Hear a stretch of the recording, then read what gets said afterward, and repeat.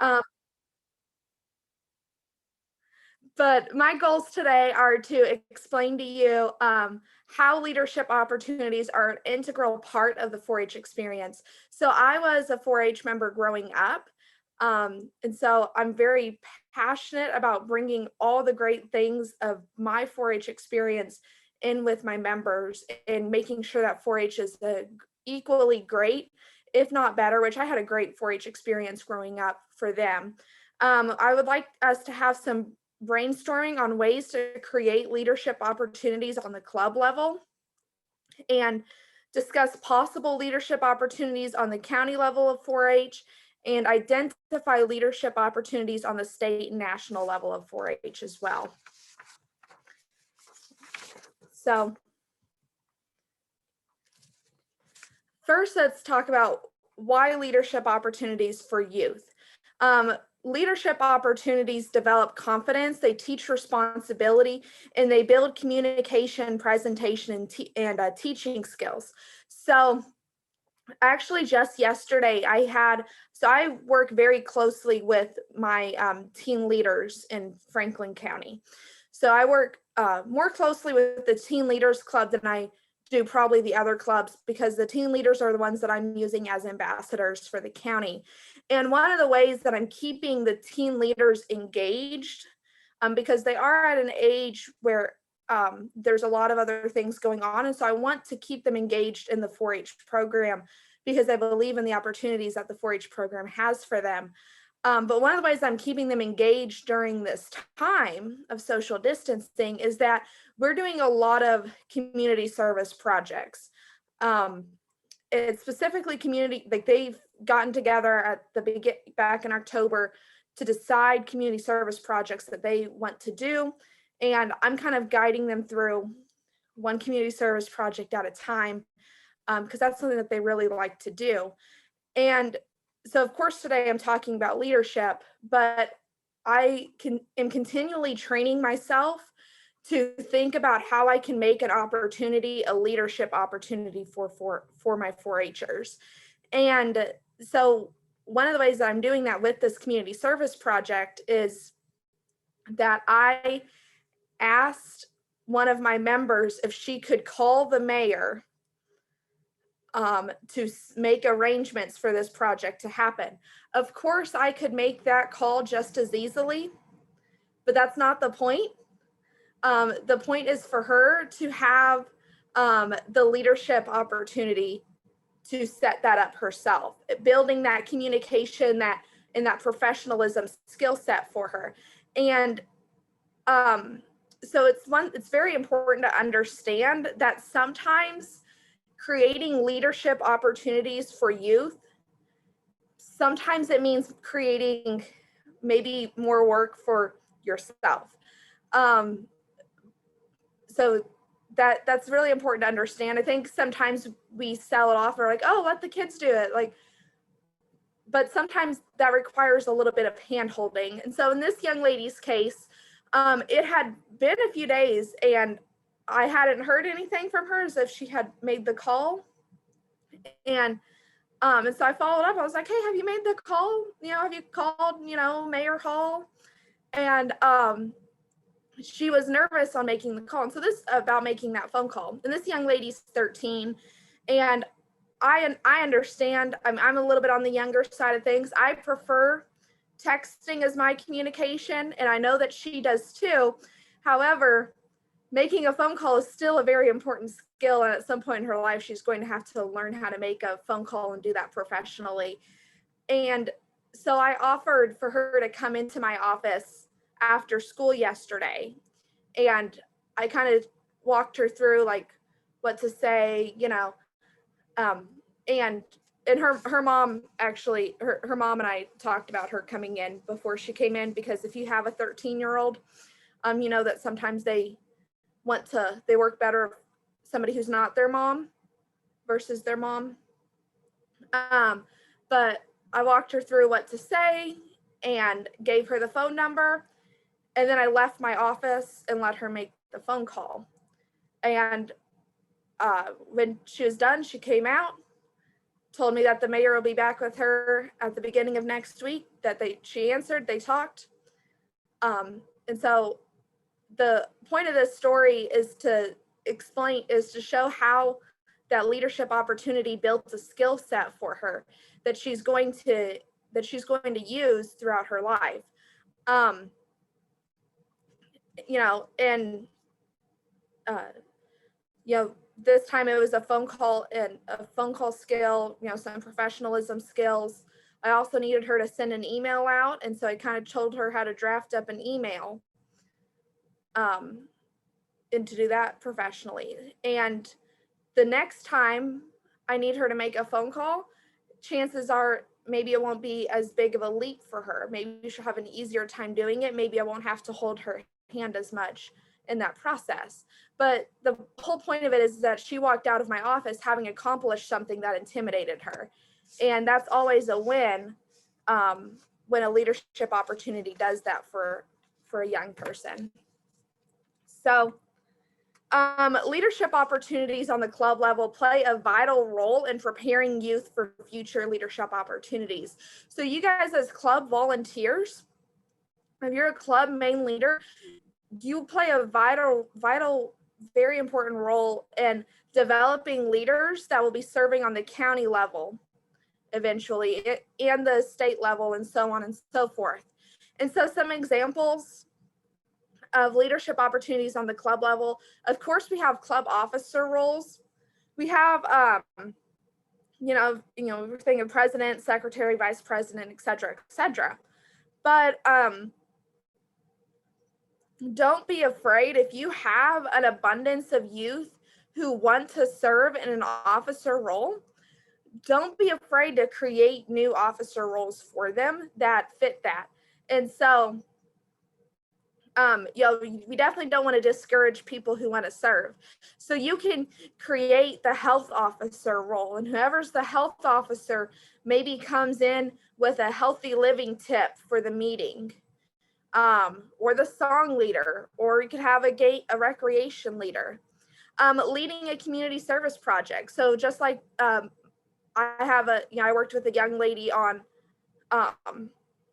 yesterday. Don't be afraid to say, you know, okay, so, you know, to make this community service project happen, somebody needs to talk to the mayor, or somebody needs to talk to the nursing home, or somebody needs to talk to the animal shelter. Who's going to call and set that up? That's a leadership role. And it leads to developing some really good skills. And leading a game, song, talk, or workshop.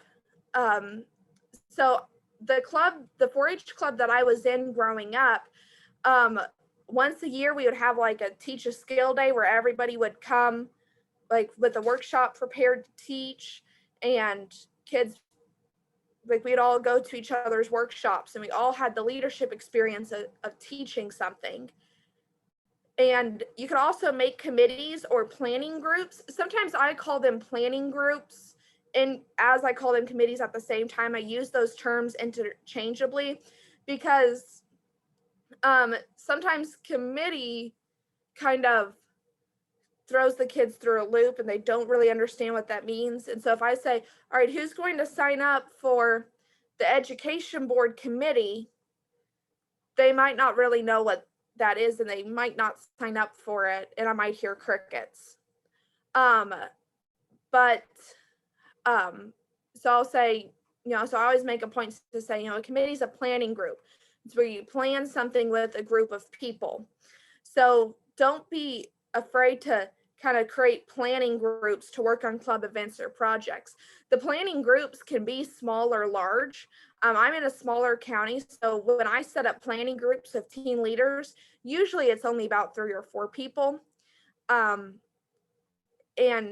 don't be afraid to set that up, and that gives them the opportunity to learn about working with other people, and give them an opportunity to plan out the year's events for the club.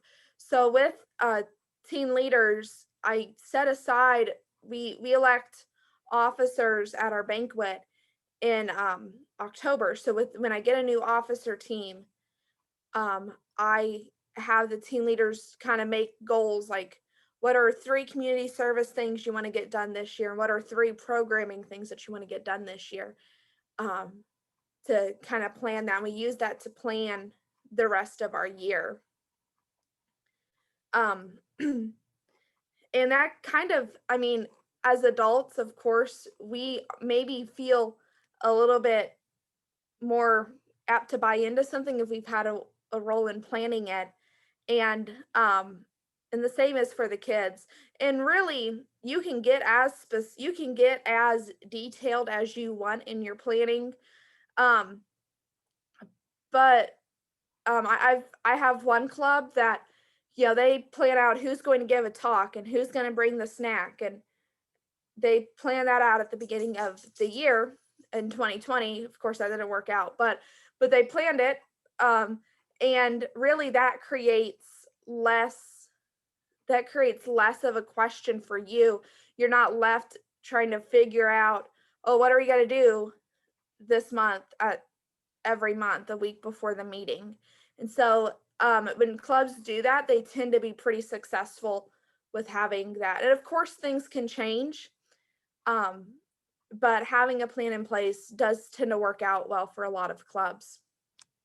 And you can also have members write articles for the local newspaper, detailing club events. That's also a great leadership opportunity. And you could lead a club campaign such as the Healthy Meeting Challenge. I had a couple of members lead that for their club, and that is truly something that I was not very involved in. Like, they submitted that themselves, and they decided what they were going to do, how they were going to meet the requirements of that. And that was a great leadership opportunity for them.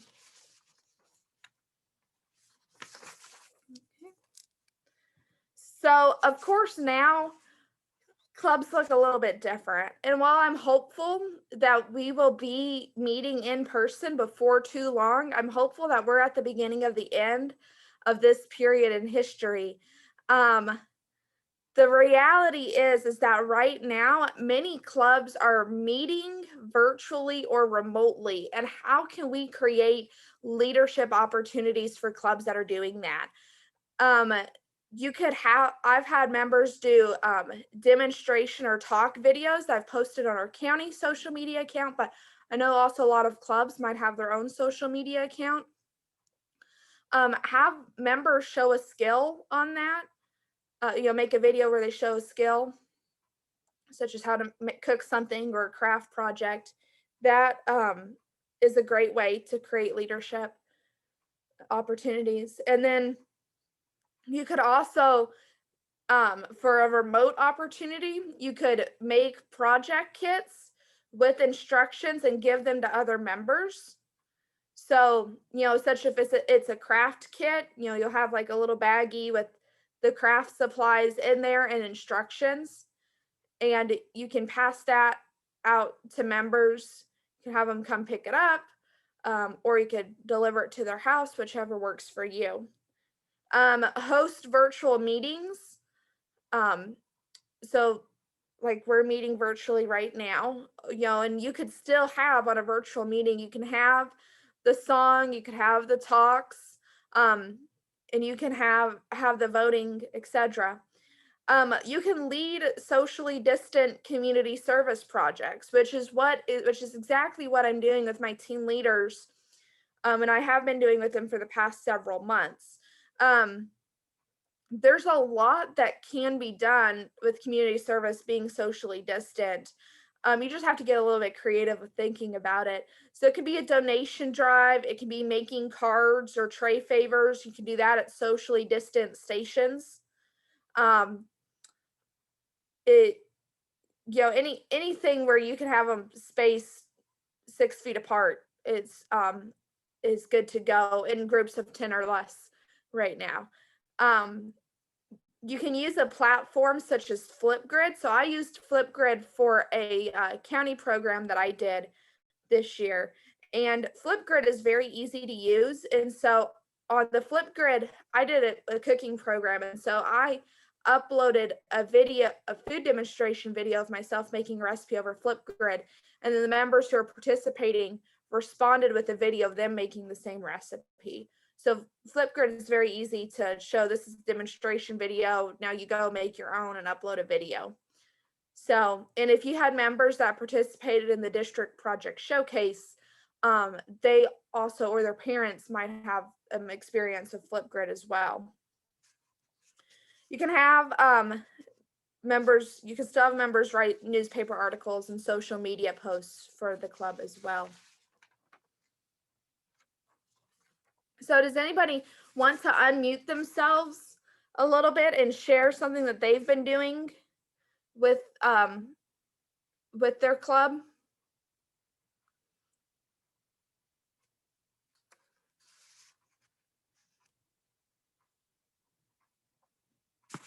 Let me see, check the chat and see if,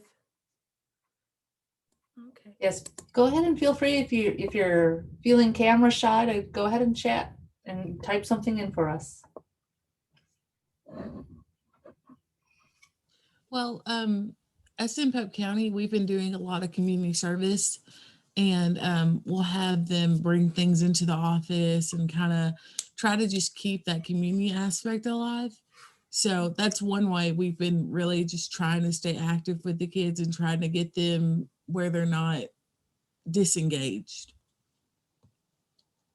Exactly. And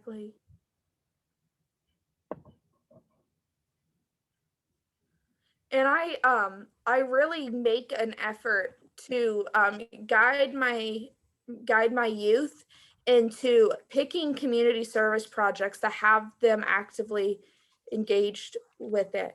And so like I usually, of course, right now we're not really doing anything where they make something that people will consume. Because of everything going on right now and the restrictions with that. So like I've done where they've been making cards. They've made ornaments for hospital workers.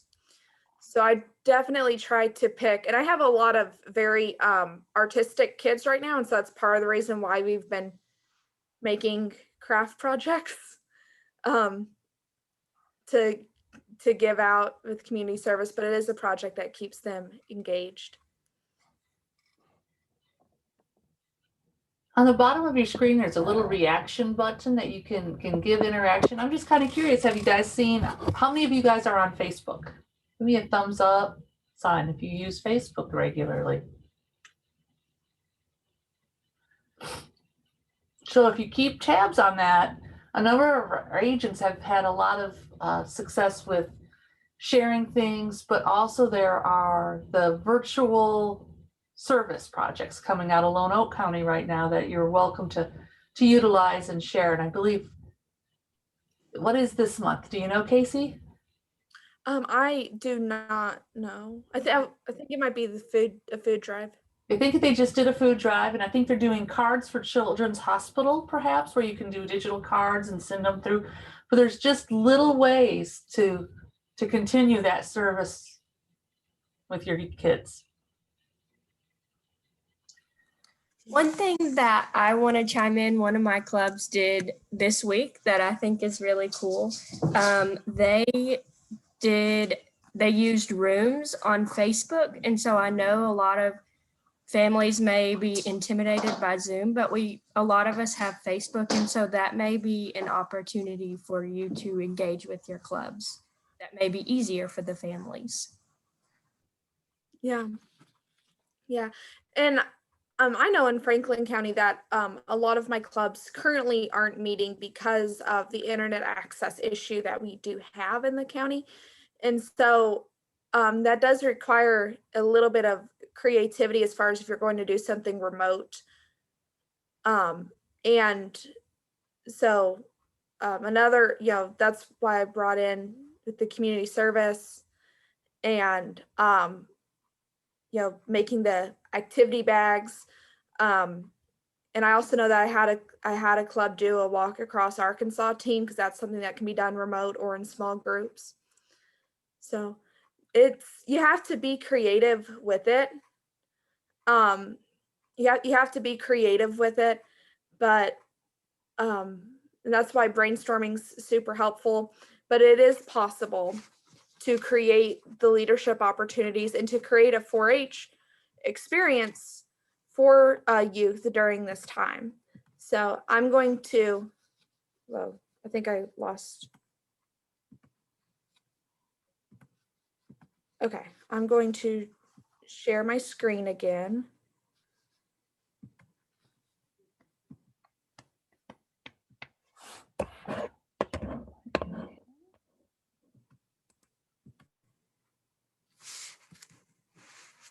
So I'm going to be talking about county 4-H leadership opportunities. And so every county in the state runs a little bit differently. There's a different county agent in each county.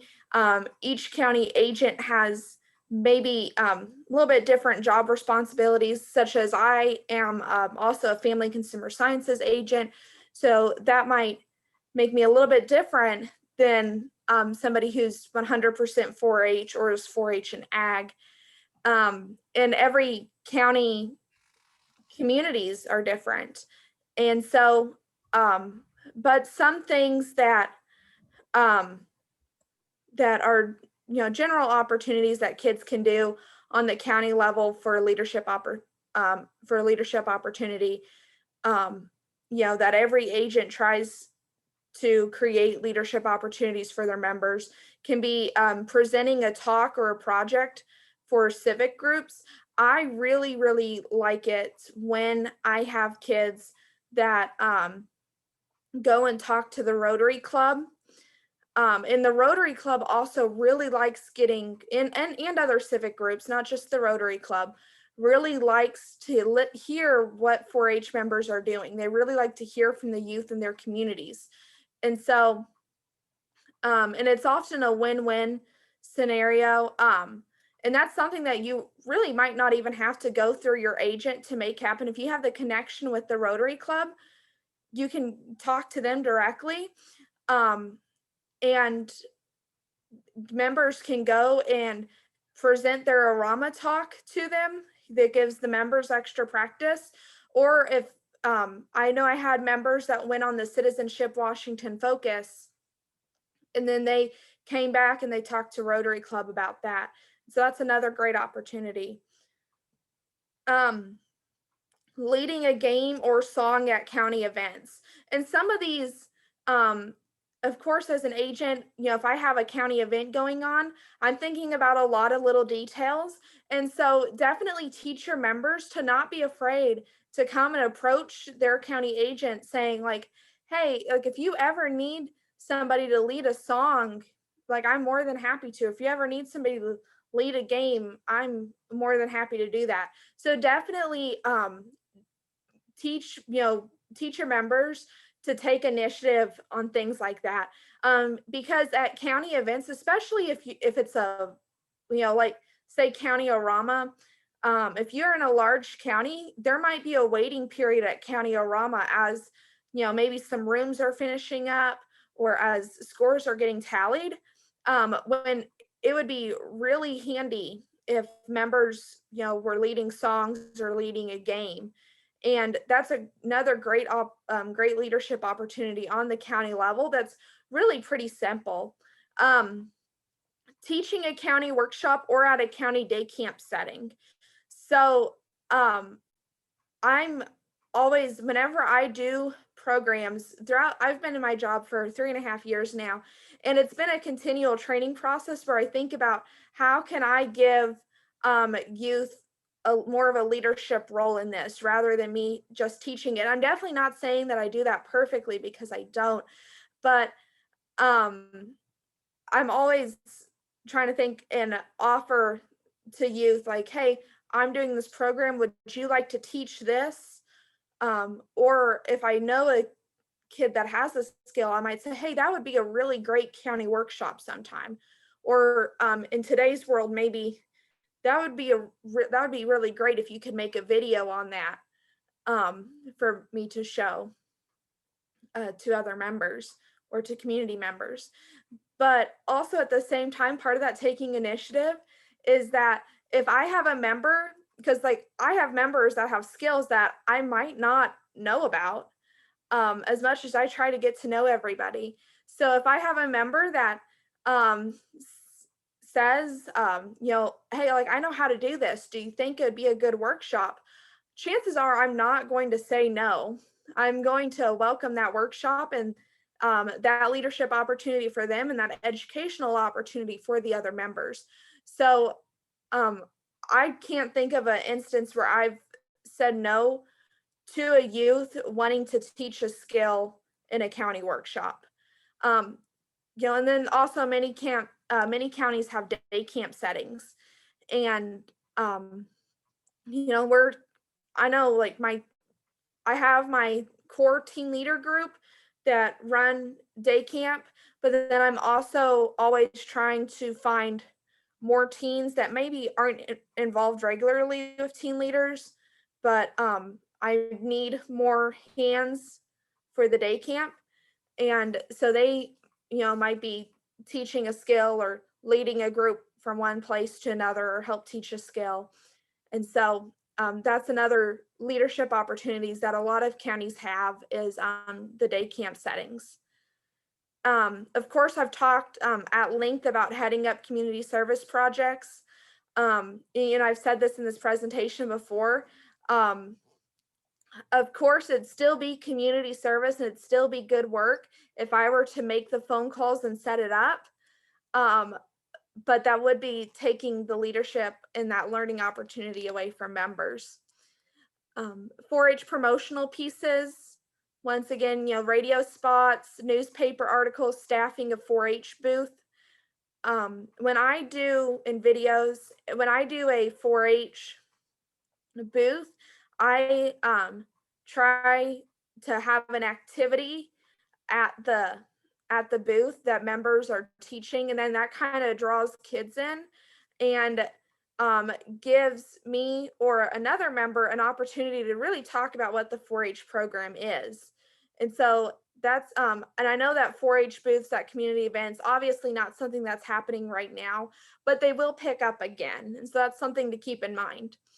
Of course, giving the welcome, leading introductions and leading pledges at county events, and being on the planning committee for county events. So that's something, once again, that as an agent, I'm continually training myself to look for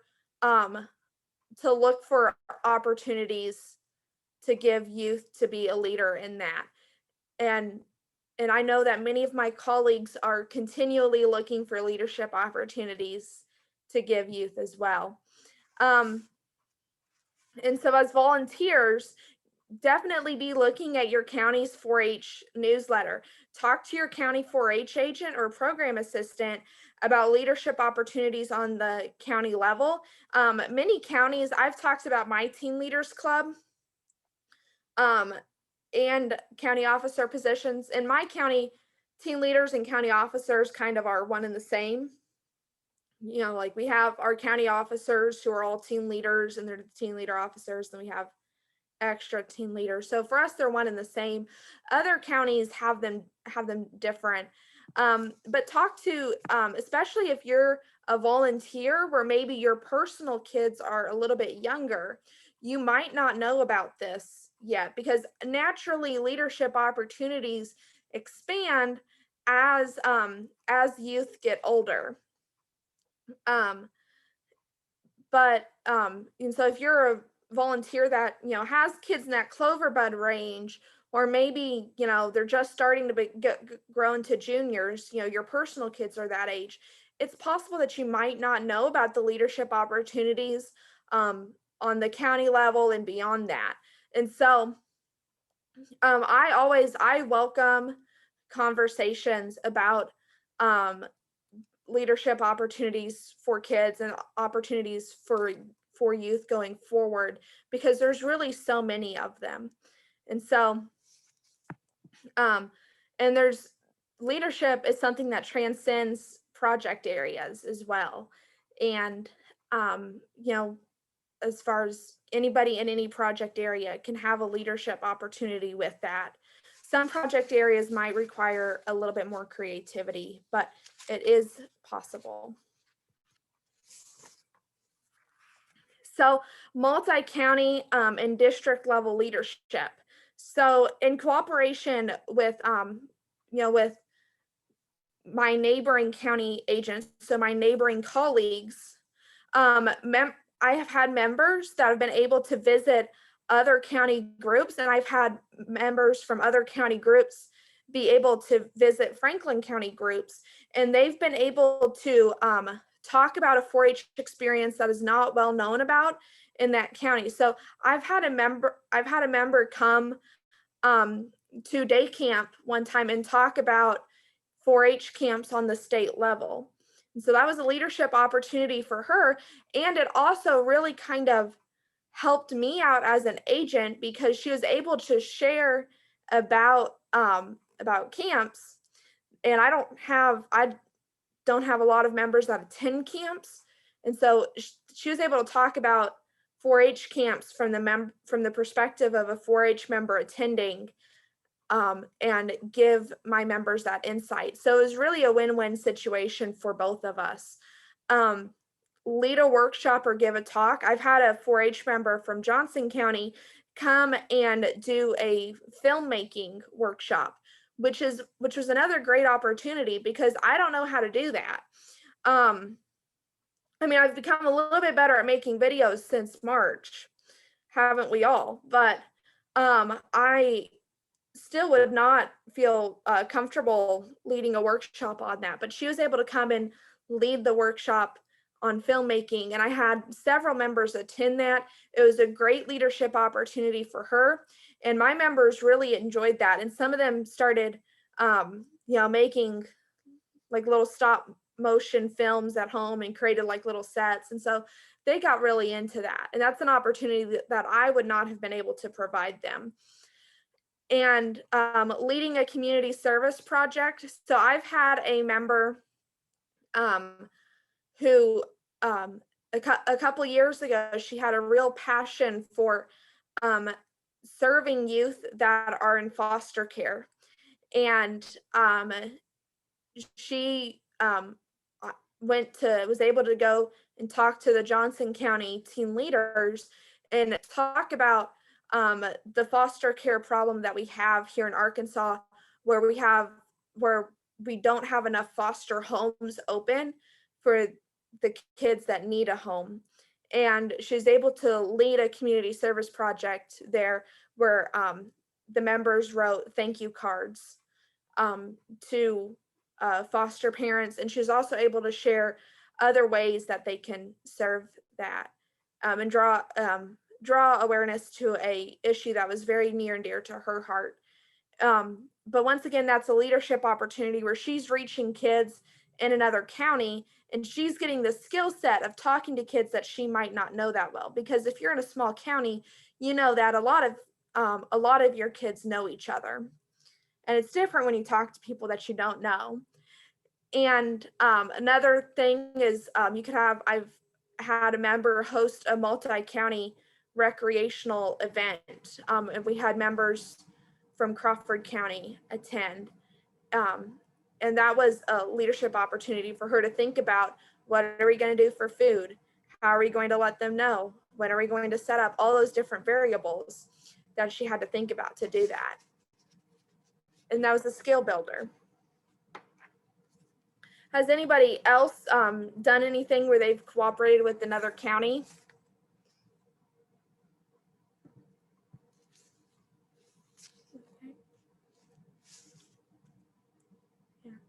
It all depends on the county, but if you're an agent in the Zoom, feel free to reach out, especially, if you're, Franklin County, by no means are we the smallest county in the state, but we're definitely not the biggest either. And you're able to create new opportunities when you're able to reach out with other counties and and build those opportunities with them. So if you're an agent or a program assistant, or even if you're a volunteer and you know another volunteer in the neighboring county, feel free to work together to create some new leadership opportunities. And if you're an agent or a program assistant, feel free to reach out to your colleagues in other counties, because I, for one, am always happy to work with people. So some state 4-H leadership opportunities. And so it's one thing to keep in mind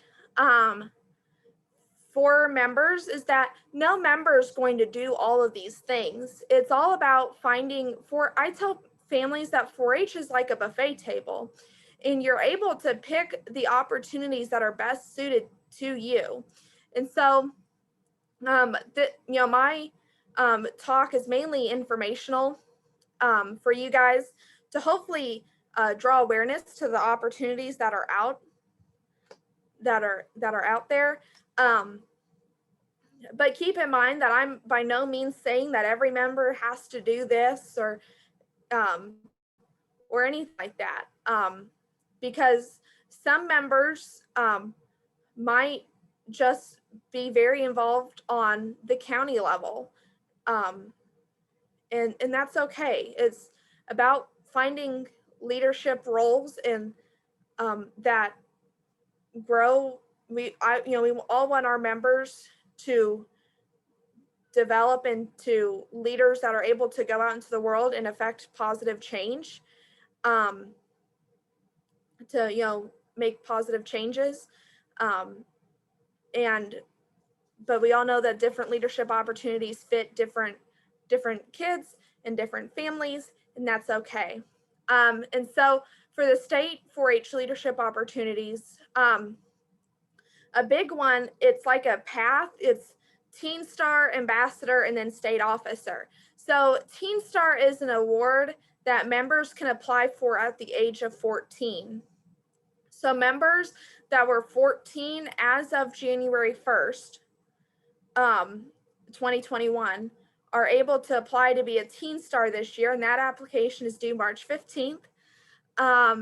And then the next year they can apply to be an ambassador.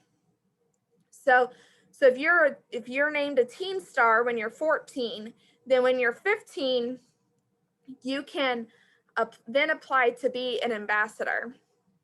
So whereas Teen Star is just a title, it's an award that you get. Ambassadors do some 4-H promotional work on the county level, and they lead the Teen Leadership Conference. So and to be an ambassador, you also apply for that, and that application is also due March 15th. And then if you're an ambassador finalist, then you interview usually at Teen, obviously it looked a little bit different this year, but at Teen Leader Conference, you interview, and then the ambassadors are chosen from there. And then after being an ambassador for 1 year, members can choose to run for state officer. And then state officer is a very big responsibility to be a state officer. I do have a member that is currently serving as a state officer. And so one piece of advice that I would give you is that, obviously from what I've outlined right here, if members want to be a state officer, they really need to start that process 2 years prior. They need to apply to be a Teen Star, and then an ambassador, and then state officer.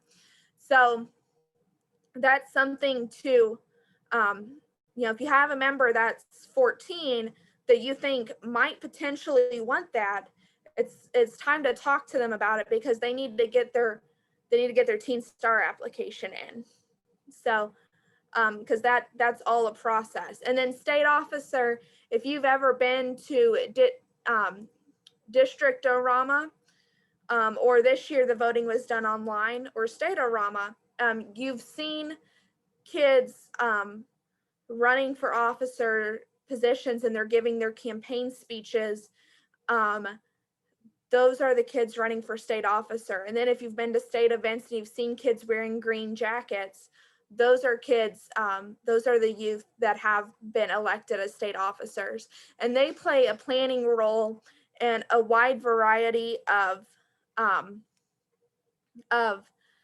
state 4-H events, and they are ambassadors for the 4-H organization on this 4-H organization on the state and national level. And it's a great opportunity, but it is a commitment.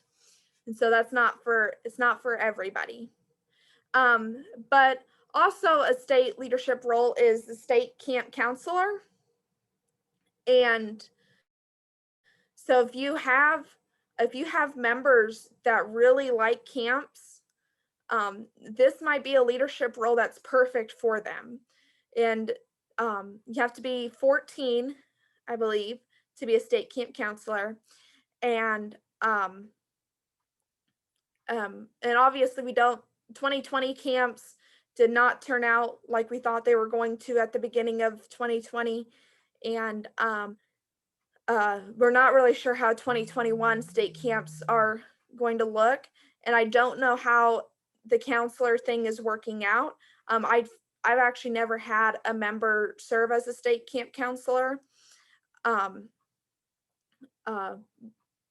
But this might be an opportunity to tuck back in your mind for future reference. And if anybody knows how state camps are looking, state camp counselor positions are looking, this is an opportunity to maybe unmute yourself and let me know. And let everybody else know too. But it might be an opportunity to tuck back in your mind, because camps are going to happen again. In-person camping experiences will happen again, and they will need counselors. And of course, that's not like state officer. State camp counselor is not a role for everybody, but if you have a member that's very enthusiastic, loves camping experiences, that might be something for them. And I believe typically that application, you got to be looking for that somewhere in the spring. Video crew is also a really cool opportunity that I guess I put it on here because I figure it kind of falls in with leadership. I do have a member that has served on video crew for a couple of years, and she has loved it. And she's gone to, they go to training sessions where they learn the skills necessary to be on video crew and to videotape, such as the State-O-Rama Awards of Excellence ceremony, and the TLC Hall of Fame and Teen Star ceremony. And that this is also for members 14 and older. But she's gone and gotten trained on that, and she's loved it. It's been a great experience for her. She's learned a lot of new skills. And so if you have a member that's interested in video making, videography, technology, this might be an opportunity to look at. And I'm really hoping that it is an opportunity that resumes once in-person events is Zoom, because it's a great I know that my member who's been on it has gotten a lot out of it. And then there's also some project specific leadership roles that I tend to see in emails here and there, and they vary for year to year. So I know I've seen in emails where there's been dairy ambassadors and vet science ambassadors and rice ambassadors. And so that's something to be in contact with your county agent about. You know, if you're looking for leadership roles on that. And so that's those are leadership roles that are specifically meant for youth to educate about their project area.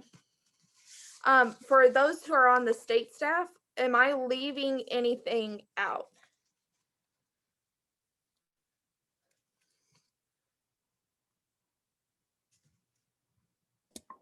You're hitting all the big ones that I can think of. Okay. Well, thank you. And Dr. Martha Ray Sarter mentioned the Congressional Award. And so that's, while leadership, isn't directly a part of that award, it does play a role, specifically when I'm talking about the club and county leadership, because in that award, members can start working on when they're 13 and a half.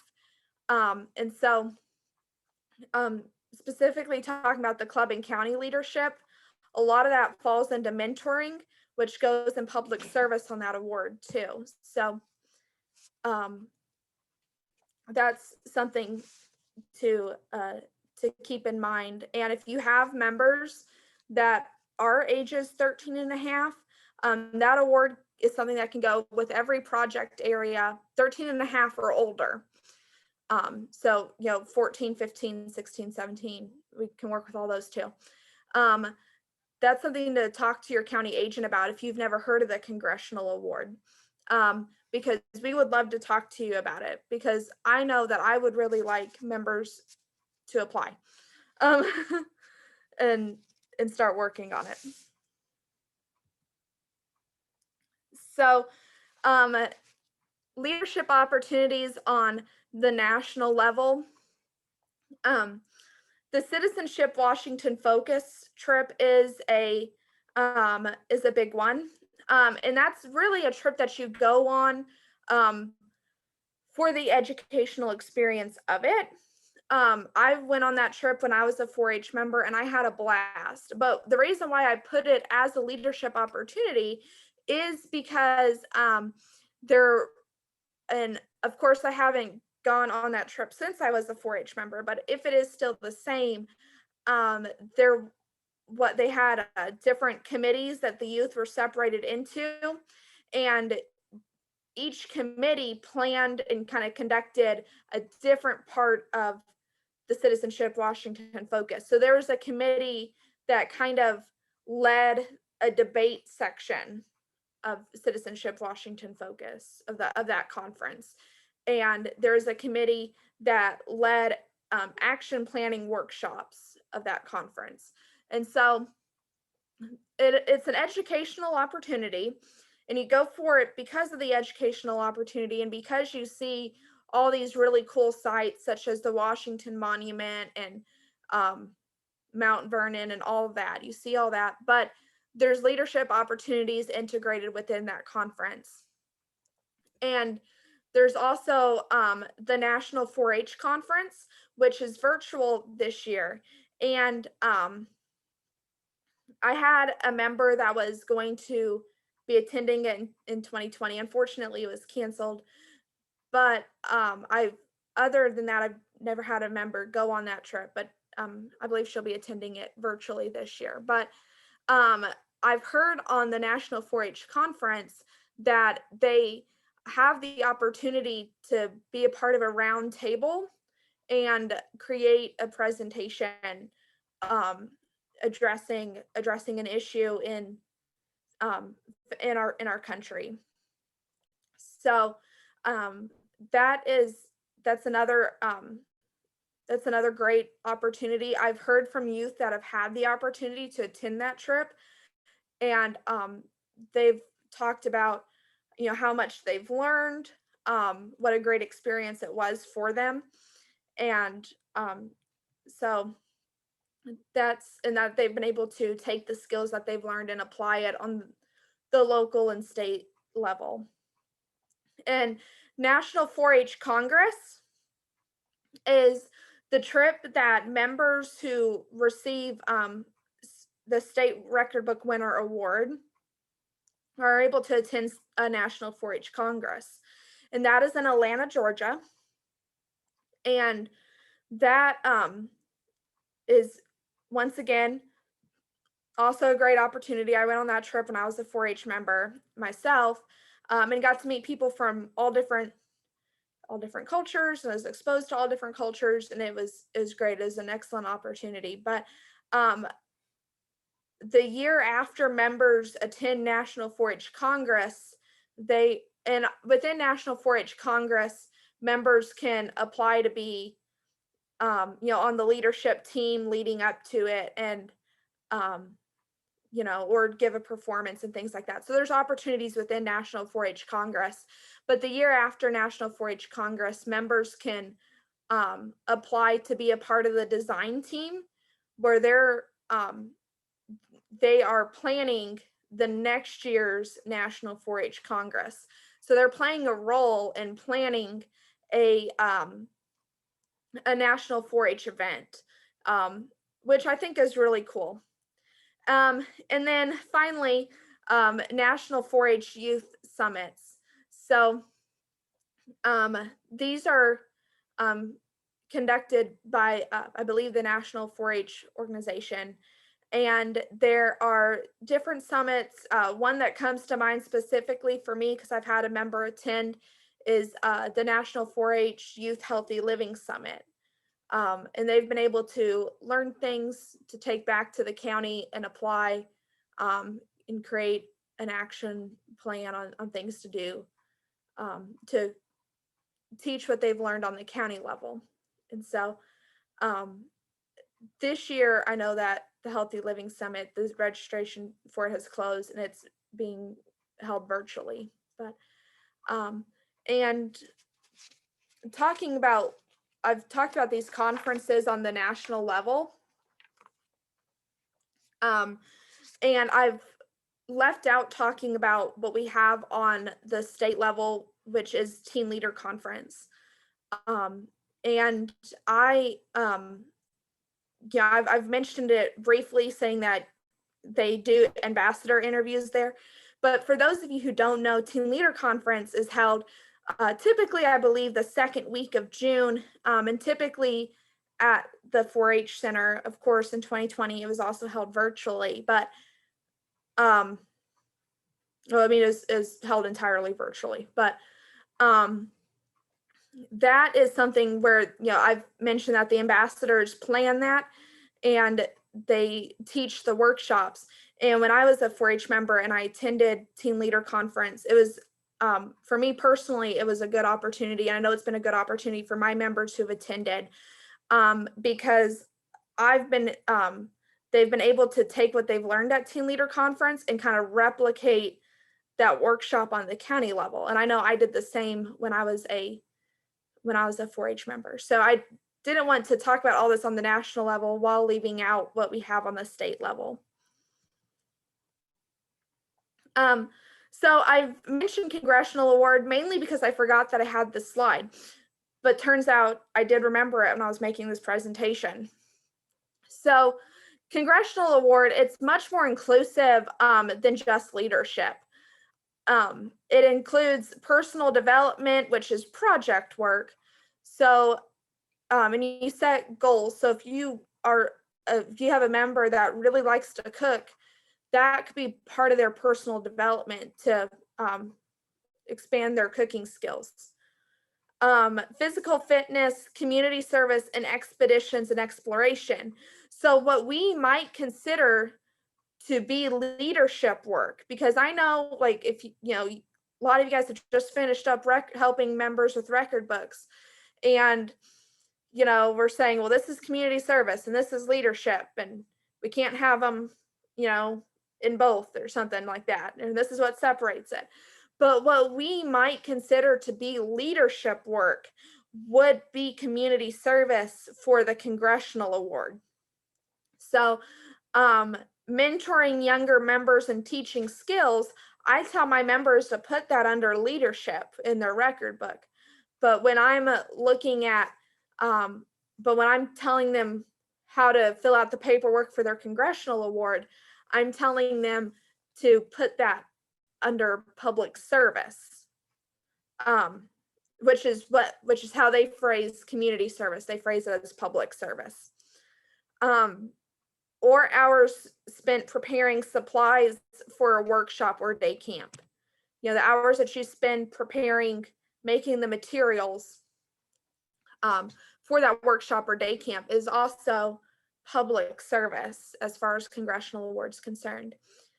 Because Congressional Award is a nationwide thing. It's not specific to just 4-H, but it does complement 4-H very well. And so, thank you. Does anybody have any questions or ideas or opportunities you'd like me to explain further or that I've not mentioned? Because I'm happy to do that.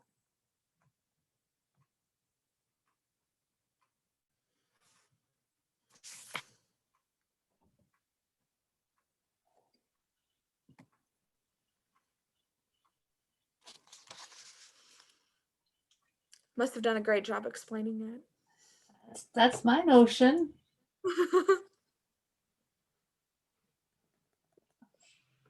Hey, Hope, Yes, do you mind Ann. if I jump in for a second? Don't mind at all. All right. First, I'm driving down the road, but I stopped for a second so I could say hi to everyone and thank y'all for coming on today. Thank you, Casey. That was a great synopsis of all of the many, many, many opportunities that we have in 4-H at local, state, national level. And leaders are the reason that we can take those kids there because they work with the kids at the local level and then give them all these opportunities. So I just want to say thank you for coming today, and thank you, Hope, for arranging this. It's going really well, and hope you'll have a great weekend. I'm going to keep tuning in, and I won't take any more of your time, but thanks. Thank you, Angie. Devotion from the road there. We all multitask all the time. Thank you so very much. I'd like to elaborate a little bit, if I could, on Casey's mentioning of the CWF. So that happens to be one of my little projects that I'm in charge of at the state office. And the following, the most recent years, the opportunities that they get there are just beyond what it was 7 years ago when I went. And so they really focus on nowadays developing action plans for the youth to bring back to their state and their communities to utilize, and they learn the process of working in committees and legislatively.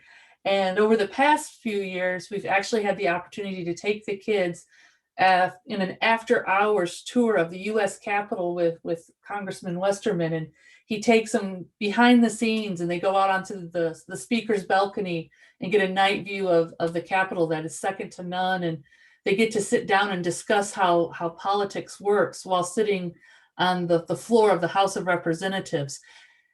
Last year, we had to cancel after registrations because of the pandemic conditions. And this year they are not hosting one because, again, of the current climate. And so we are looking forward to an excellent, spectacular one in 2022. So watch with your agent, keep in touch with your agents and your PAs for when that opens up. And I would encourage all of you to attend that.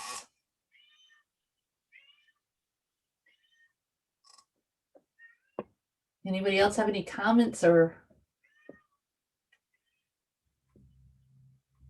Well, at this point then, hearing none, I'm going to keep the show open. Go ahead, stretch your legs, take a breath, run a lap around the house, feed the cat, which is what mine is yelling at me to do right now.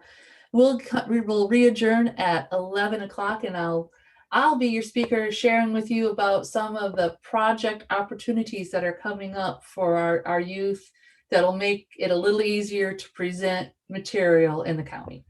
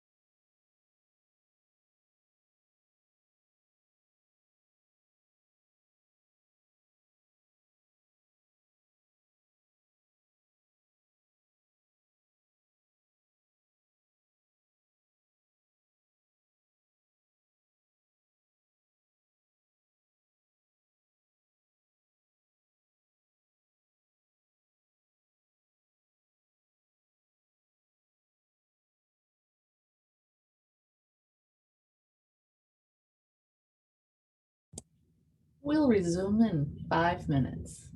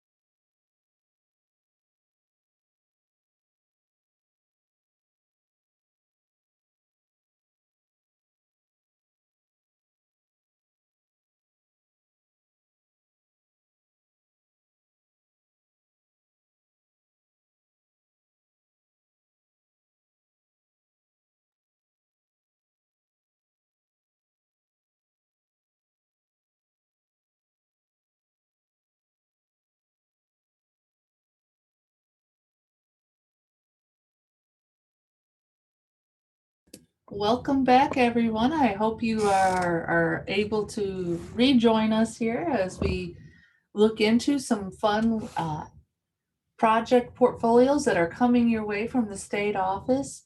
I'm going to take this moment to remind you that we are now hosting quarterly virtual volunteer conversations, and these are opportunities to collaborate with 4-H volunteers from across the southern United States. And we typically have a few extras from Pennsylvania, Ohio, Oregon, and other states show up to kind of hear what we're doing in the South. So I highly encourage you to register. If you've attended a virtual volunteer conversation in the past, can I have your name? You can always re-sign up, but I should be able to send that link straight out to you. The registration link is listed below, or you can use the QRI symbol here in the upper corner to register for these virtual volunteer conversations. They are going to be, the next one is April 27th, and it'll be focusing on communication strategies to utilize with your 4-H clubs. Has anybody gone to, I see a few familiar faces. If you want to shout out and share your experiences with those conversations, I'd greatly love to hear. Kim, you unmuted, I'll call you out.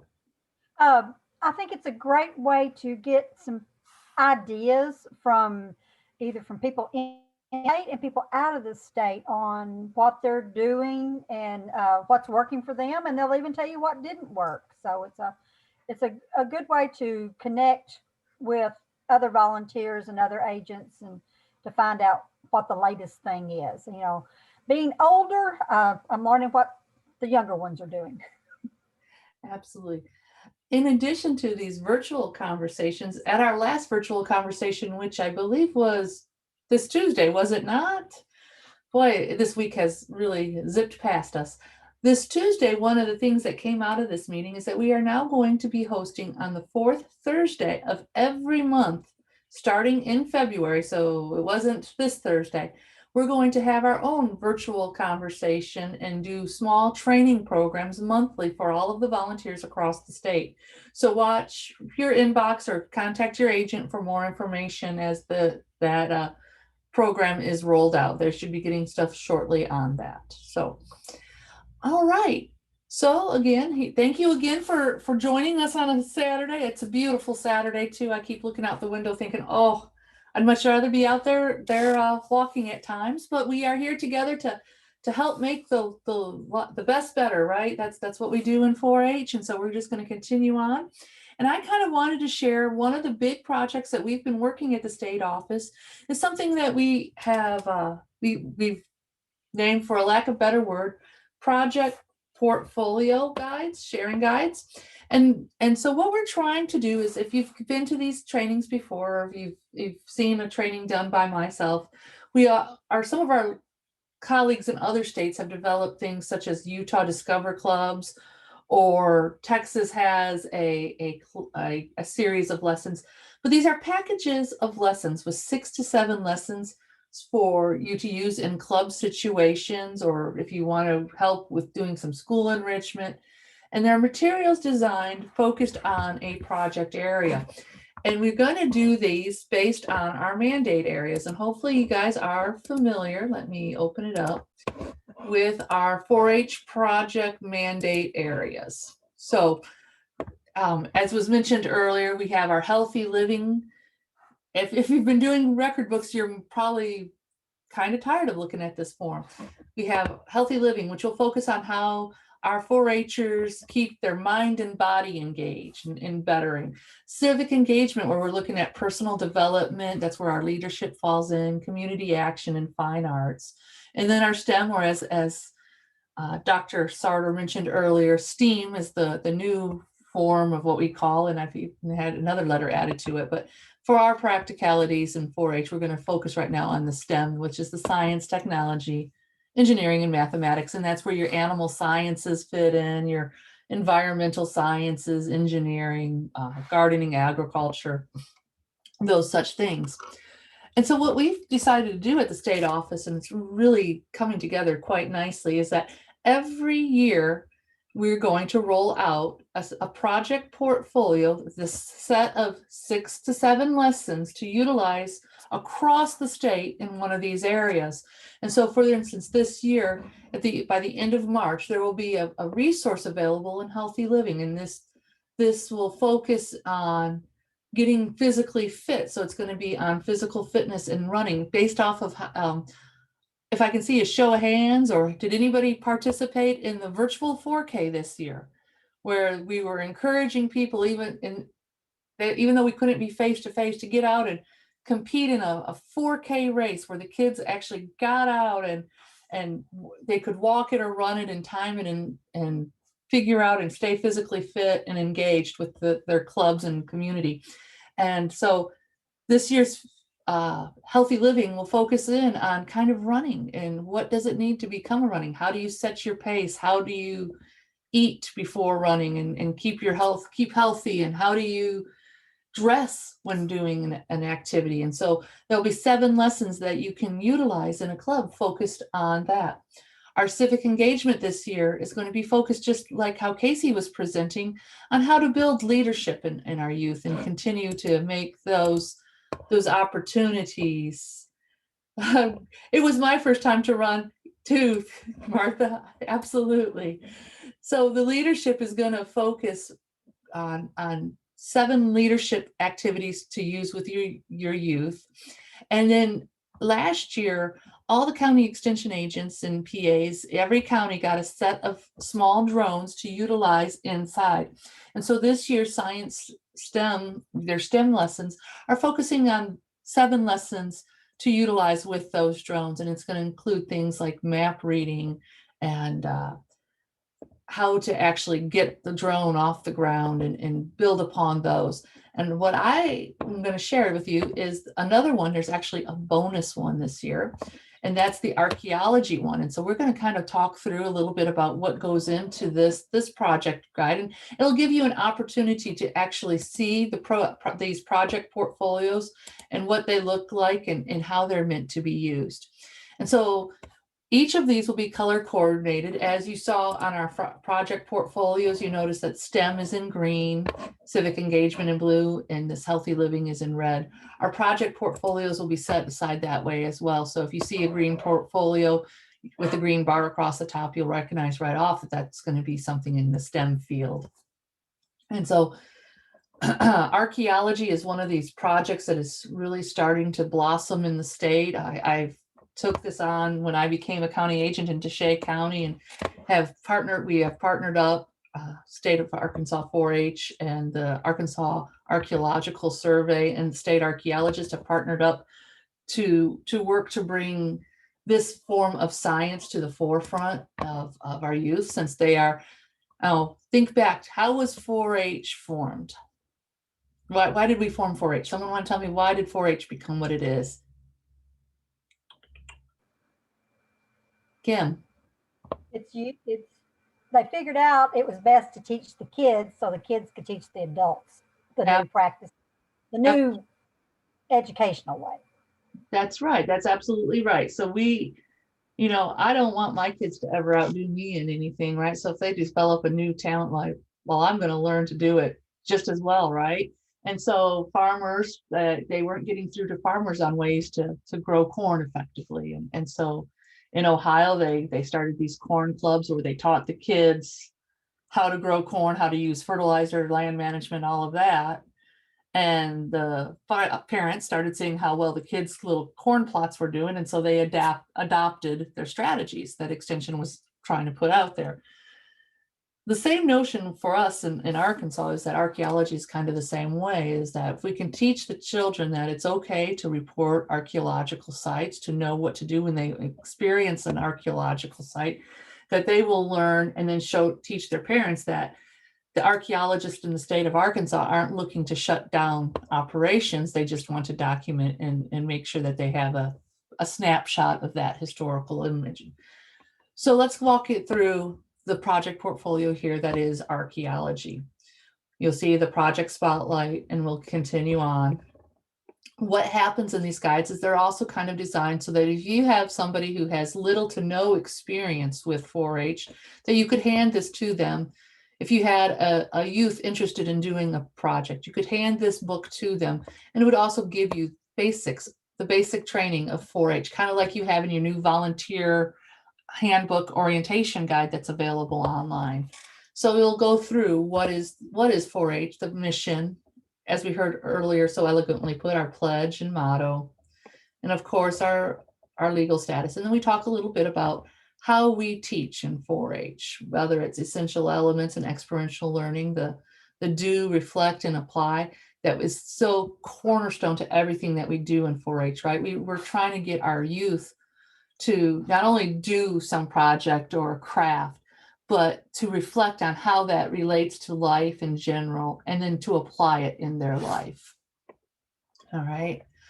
And if you're not doing that, it's really key to get these kids to reflect on what we're doing, and then how everything is about targeting those life skills that are so critical to youth, adults, young adults. You know, we saw a show of hands on earlier of people on Facebook, and it always makes me cringe when I see people say, well, we just need to get back to the basics of teaching kids how to change a tire, or sew a button, or cook a meal. And I'm thinking to myself, that's what we do in 4-H, right? That's what we do all the time, is we're teaching these life skills to our youth so that they can get out and better themselves and better their community. We'll also take this again. This is, you guys are all my seasoned and enthusiastic volunteers, but if we had a new volunteer, this would also just give them the rudimentary basics of 4-H club, how you run a 4-H club, who the officers are, and how to just process through that. If you haven't seen them already, when you get into a youth getting a project, on our website, we have 4-H project sheets. And these are just a one-page front and back sheet that provide, again, general aspects of 4-H, but also then specific things to a project area. And so, for instance, in this case being archaeology, we'll give you 3 to 4 goals that we're looking to impart upon our youth. And then little things that they can do at each level of their thing, whether they're a beginner record book, an intermediate record book, or an advanced record book, or just a beginner 4-H, just starting out. We expand that to share how this project area, because every project we do can fit into all of our mandate areas. And so we'll show you how those overlap. So if you're doing a archaeological program, you can talk about the healthy living aspects of, what do you wear? Archaeologists don't wear bullwhips and fedoras all the time, but they would probably wear a fedora because it keeps the sun out of their eyes, it keeps the sun off their back, things like that. Talking about places to go. And we'll also provide a series of resources. So if you're not familiar, you have a youth wanting to do an archaeological program, for instance.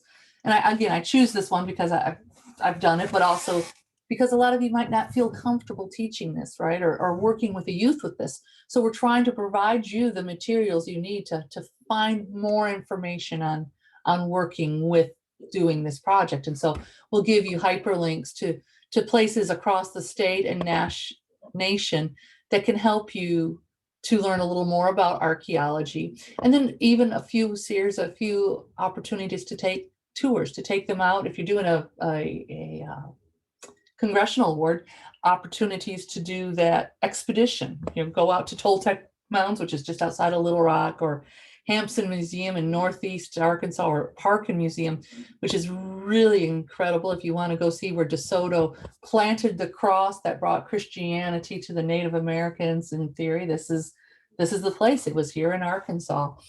All right. Again, opportunities that we have for our youth to participate.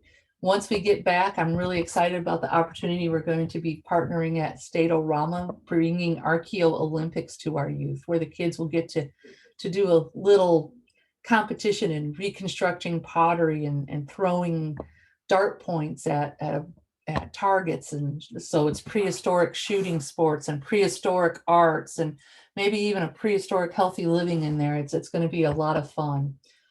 All right, so once we get there, we're going to hit right into our lessons.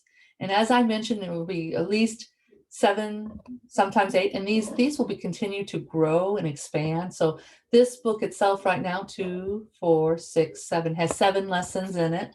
There are a number of more that I can pull to put in here, but it'll just kind of give you an overview. And with these lessons, what you'll find is all the materials to conduct this lesson should be included in the book. If you have reproducibles that need to be utilized or resources where you can get those tools that you need to conduct this program. And with this archaeology, one of the things we stress is a land ethic. And so it's not that you're going to go out and take a shovel and dig into a site, because nobody wants to dig up grandma and steal her jewelry, right? We do not advocate destruction of sites, but rather how archaeology is a science and who to talk to and how to move forward when you find a site. So let's go through a couple what these lessons entail, okay? All of the lessons, whether they're STEM, healthy living, or civic engagement, will focus on providing materials. And we have a little key here to help you find what your resources are. So if you're looking for the overview, will be that, again, that umbrella, why we're doing this lesson, objectives, the materials you'll need, verification, which are questions to just kind of help to see if they're catching on what your goal is, the activity, extension. All of our lessons are kind of geared and written for that 4th to 8th grade, the kind of the middle of the road, the general kids. But extensions are the ways we can ramp all these lessons up to reach our senior level, or to scale them back down to our Clover Bud level if need be. I am an advocate for never speaking down to our youth. If you give this lesson as is with the 4th at the 4th grade level to Clover Buds, they typically do rise to the challenge. And some of these lessons, like the one I have right here that you're going to see, it's going to be it's geared lower. But what kid doesn't like eating a cookie, right? So there's scalability in all of these. If there's things that need a mobile device, we'll let you know. Resources where you can download things and additional videos or other resources that can expand upon these lessons for you. And so as you go through these lessons, we'll show you how these all fit in. So for instance, this first one, why archaeology?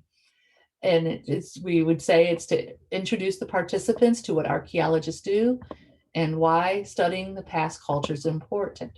Some of these lessons are easily adaptable to doing virtually. And so right now I am going to share my screen. So I already am sharing my screen. Sorry, folks. We're going to do this little lesson right here. What is archaeology? And you're going to either draw, I'm going to have you just do one question. And I want you to, you can do one of these 4 items. You can either define the word archaeology, you can draw a picture of what an archaeologist and the types of tools they might use, draw a picture of a site, or what an archaeologist does. And so with Zoom technology, we have the ability of opening up a whiteboard. And if I share this and do this right, and I hope I am, let me make sure. Let's see. Can you guys write on this or not? It seems like there's one more step I have to do, and I'm trying to remember what it is. Let me make sure I have it all set up. Whiteboard.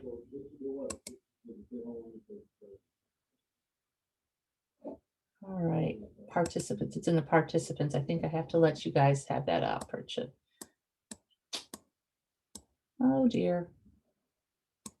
I will get through with you later and make sure I have that set up so that you can do it. But there is a way, and I'm just not seeing it on my board right now.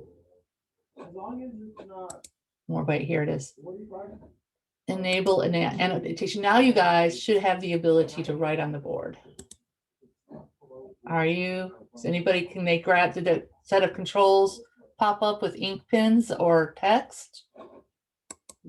There we go. All right. So go ahead and play around a little bit in this whiteboard, with these whiteboards tools. You'll see that there's text, so you can type.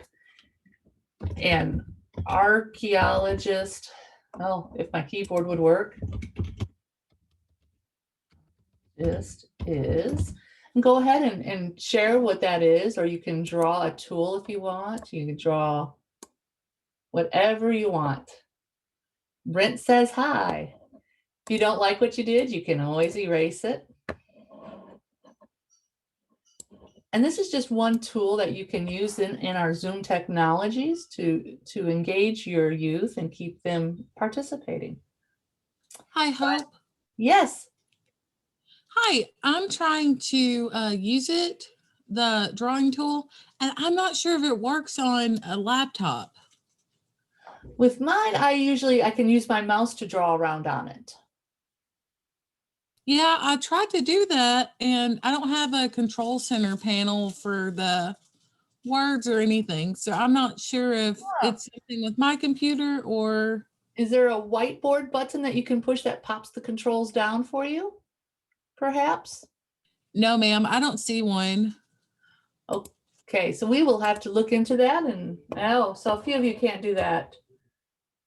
If you aren't able to find the toolbar, if you click the view option, there is an annotate button. Thank you. Yeah. So click on the more and see. I am looking at what appears to be a broom, perhaps, and a bucket. And Casey, I am perplexed, but that's okay. I clicked on the annotate button. I'm actually just kind of like playing around. But if you click on the annotate button, you can, I'm on a laptop too, you can It'll pull the controls down on if you click Yeah. annotate.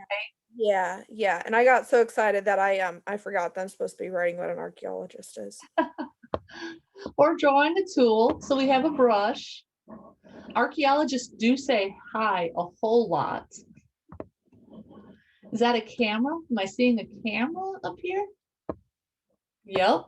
Documentation is critical to any archaeological excavation. Ooh, I think it's a shovel. I'm hoping it's a shovel. Yep. All right. All right. So I'm going to stop. I'm not sure what I was going for. I think I wanted to go for a brush, but it didn't really turn out. So Absolutely. That's wonderful. I think they're looking great. Okay. What do we have? Oh, a pickaxe. Is that what I'm seeing? Is that Justin? You want to unmute? Barbara looks like a... Yeah, that's what I was going for. Kind of rough, but yeah. Okay. A computer. Way to go, Barbara. Yes, they do. They definitely use computers to document their sites. You always think of an archaeologist as dusty and in the field and working, but most of their work, close to 80% of their work, is actually done in a lab or in the office, documenting and recording everything they're doing. And so this is just an opportunity and a way to engage again using these social media tools or these platforms. And so I'm going to get back into sharing my screen again with the actual lesson. And so what you would do then is you would go through and you could do all these 4 sheets and then you can discuss it. Describe what an archaeologist does and why it's important. So why is what an archaeologist does important? Anyone want to share?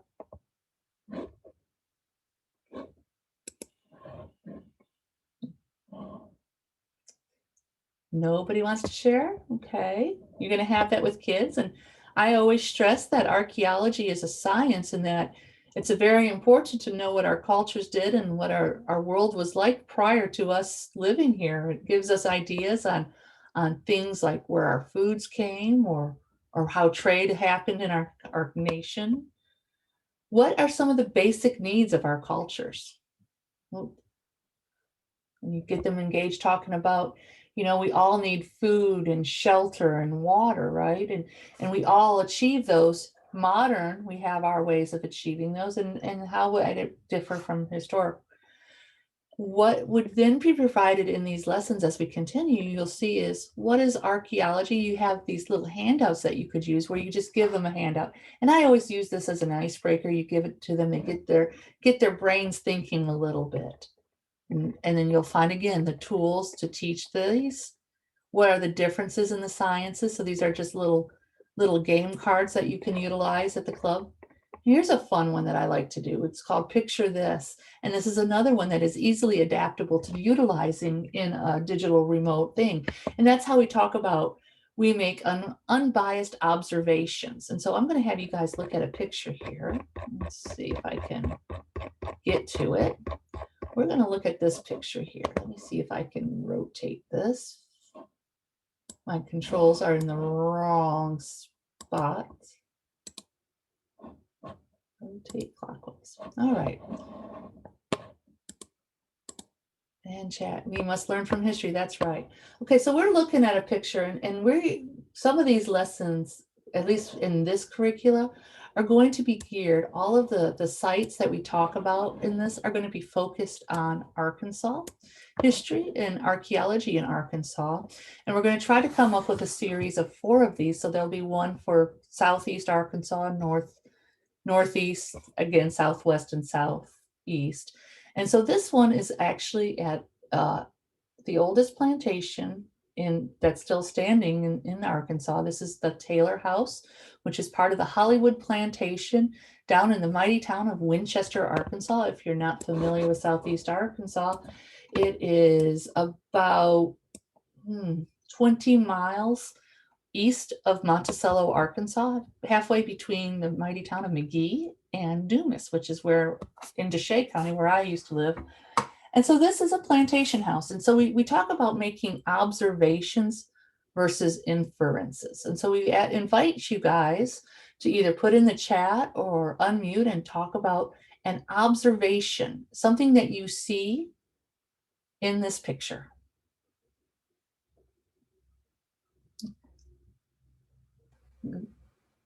Kim, what do you see? I see multi-generational. You see, okay, you see, Among- do you see among the multi-generational or do you see people? Well, both. I see people, but they look to be maybe 3 generations. Okay, and so this is where we would stop and pause and say, yeah, you see people, but do we know their ages by just looking at them? So when we look at them and we're assigning age, that's something that we might not necessarily know based on an observation of looking at something, but we're inferring. We are estimating, we're guessing, and that's us assigning value. And so in science, it's always important to separate observation from inference, from assigning our value to it. What's another observation we can make? And by the way, I like to always point out, can you see my mouse here, my hand? We always see 1, 2, 3, 4, 5, 6 people in this picture. Does anybody see anybody else in this picture? There is a 7th person. If you look back on the kitchen L, this is where the cooking happened. This is what they called an L. There is one of their servants sitting back against the doorway to the kitchen. And so what other observation can we make in this picture? I observe a large bell that's housed on a really tall platform, and its use could be emergencies, meal times, time to come in from work. I'm not sure. So Betty, what was your observation and what was your inference there? Well, the observation is that's a really tall bell. Somebody's got to climb up that ladder. Yeah. So the bell, but you infer. So it's for a large area. I mean, they raised it up so that more people in a larger area could hear it. All right. Well, and is that an observation or is that an inference? Why they raised the bell up? That would be an inference. That's right. And the use of that bell is an inference. And a lot of times archaeologists, that's what we have to do.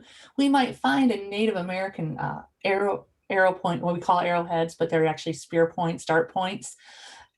And we can say we observed a 3-inch piece of rock that's been been modified, and then we can infer what it might have been used for.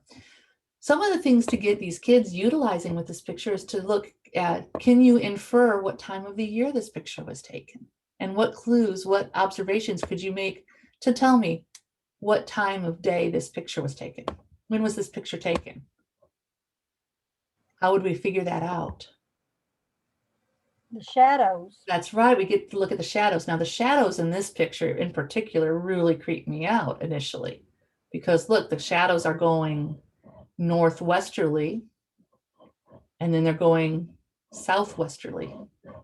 Why do you think that is? Something we do modern. If you look at the tree here, notice the trees. We have some trees have, this is the same tree, right? Half of it has leaves, half of it does not. So what does that tell you? What can you infer from that? Was perhaps this picture a panorama that was nested together? If you look really closely, you can almost observe a line. So perhaps this picture was taken, this part of the picture was taken at a different time of the year than this time picture. All right. And Betty's inferences, I'll elaborate a little bit on you for this particular plantation. I said it was built in 1830, I didn't tell you the year, but it was built in the 1830s. This picture was taken, judging from the year, probably in the 1930s or 40s. The Taylor house initially had been set back about here, and then the bayou started moving. Bayou Bartholomew, which is the largest bayou in the world, started moving in its banks, and so they had to actually pick up the house and shift it back about 50 feet. And doing so, they had a lot of assistance in doing so, as the Taylor family was the largest slaveholder in all of Southeast Arkansas. And so just off to the side, one of the things that we've been doing with our 4-H youth down here is giving them the opportunity to go and help clean up and relocate the slave cemeteries. And so these are a service opportunity that this project in particular allows.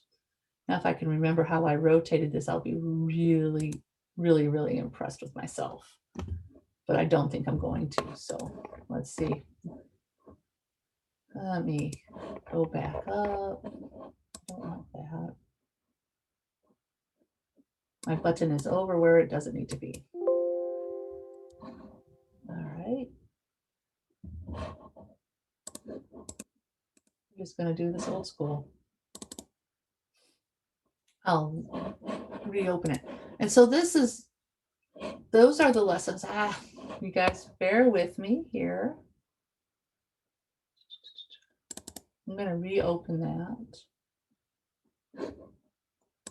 Are you seeing the Arkansas Project portfolio again? All right, but we're just a lot further down. Good deal. And it's the right way up now. And I just noticed the controls for me to rotate it were at the bottom of my page. All right, so we got through that. Continuing on with these project portfolios, so we did a couple of these virtually. We'll come back to do the cookie excavation in a second. I want to get you through kind of towards the nuts and bolts of it. So you'll see all these different lessons are available. Sneezy Science, we talk about pollen, and so all the materials there to talk about how archaeologists find pollen on sites, and that tells us what people eat or what the climate was like in particular parts of the world. And so we go through these lessons with them. After they do that, if you have a youth participating in this project, doing a project record book, which I still highly encourage, even in these pandemic times, everybody's in the same ocean, different boats, but we can still do this. But we provide these project portfolio planning, project planning and reflection guides. And basically what these do is they provide objectives that we do in all of our 4-H projects that the youth can use to develop, and then objectives specific to archaeology programs. And so things that they can work on. And this form provides our kids a way to document everything that they're doing within that project that can then eventually be transferred over into a record book or a Congressional Award application. They continue on through what they have learned in the project, leadership experiences, citizenship experiences, and then there's going to be this wonderful little form that they can fill out and document and these are just examples of things that they could do within a project area. Okay, so they can do the investigations, learning experiences, different things that they may have explored. If you find yourself working with schools or helping your agents work with schools or teachers, a lot of times what they're interested in is how does this apply to what they're learning in schools every day? And so for these lessons, then what we will do is we'll kind of cue in on these numbers, these funky little numbers here refer to Common Core standards that all teachers have to apply by. And so they can see what lessons that we're doing, how these particular lessons actually apply within what they're doing in the school. It helps them to justify doing the work with their administration. After a youth participates, one of the big things we like to do is we do evaluation of our programs. We want to be able to see if they're getting what we want out. And so every one of these project portfolios will have a simple one-page assessment evaluation that you can utilize with your kids, asking 4 questions just about whether they learned about science or anything in particular related to that project portfolio. And so, like I said, these will be coming out and they'll be available through your county extension agent. We will be making them some of these available on the front side of the web so that you can just grab and go, but we're really wanting to see who's being able to utilize these and know if they're achieving them. Now, the beauty, so these first 4 were picked out already for you guys. The glorious aspect of next year is that you as volunteers and our youth are going to have a say in what 4 projects or 3 projects we're going to spotlight. I always take copious amounts of notes whenever I do these meetings. And so I really want to open it up right now before we actually do the cookie excavation to hear what are some of the projects you think or your youth would be engaged in or want to participate in. So feel free to unmute or tap into the chat. Oh, Martha, your comment about them being very affluent. That was built by, it's a dog trot, and it's actually a museum now. You can come down and visit that site in Southeast Arkansas. UAM is turning it into a museum. But that family, Dr. Taylor, actually has another house, which is palatial in Kentucky at the same time. So his family would spend time in both places. But I digress. Please share with me some project areas you think should be spotlighted for our project spotlight for 2022. Can you remind me of the ones you're doing this year? This year we're doing leadership. We're doing healthy living is going to be focused on running and physical fitness. And then our STEM is focused on drones.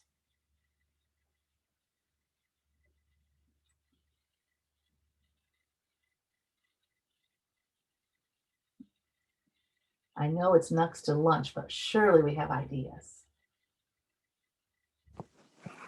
How and Yes. I'm speaking from a few years back, but I don't think it's changed that much.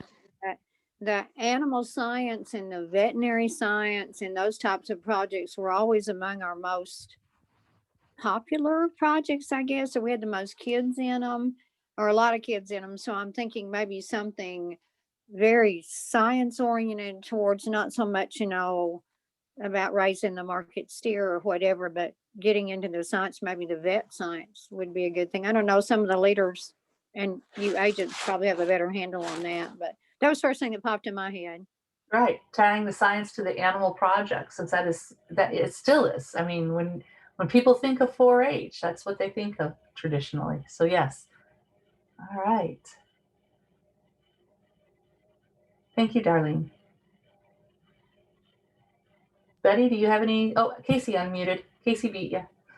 Well, this might just be because I'm interested in it, but I think this could be science or healthy living, but like going into the science of food and how food interacts to heat, and like, because when I talk about that in workshops, it seems to really interest kids. So Absolutely. I did it when I was in the county, a number of cooking up science camps is what I would always call them. And it would be the science of cooking. My brother-in-law is a phenomenal chef in Madison, Wisconsin. And he won't bake a thing, because whereas as cooking is an art, he always says baking is more like chemistry. And he never did well in chemistry in high school. So he just doesn't even attempt it. Science is food. Okay. Any other ideas? Finance. We tend to, as adults, sometimes don't always prepare our kids. Finances is a very personal thing. So sometimes we don't prepare our kids as much as we should. And I know 4-H has had some financial curriculum in the past. So maybe explore that. That's an excellent idea. Wonderful. And so I guess maybe I should get to why I'm asking this so what our intention? Honeybees. I am all about that right now. I am working with teens in South and Northeast Arkansas. We have what are called pollinator ambassadors. And so they actually have been developing lessons on using honeybees and honeybee life that are really, really good. And so that would be a fun one to do. All right, I'm adding that to the list. The reason I'm asking for these ideas from you is that what we're going to do is at the state level, we're going to take your guys' input as my volunteers and input from our agents. And what we're going to do is, as Casey mentioned earlier, is at Orama, they always vote for their officers. Well, it doesn't take much for us to add another line. And so what we're going to do is we're going to allow the youth, once we have like 4 project areas from each of the 3 mandate areas, we're going to allow our youth to actually vote a little bit on it and see what they would like to have. And so this is the way we're going to have the youth engaged in these project portfolios as they're rolled out in our state. I also want to share with you some of the materials. I know that reference books have already come due, right? And well, they're due on Monday, but most of your counties have already gotten them in, and I thank you. They've been turned in digitally this year to me, and they've all come through wonderfully, and I'm really excited the ability to distribute those and get those fairly judged across the state.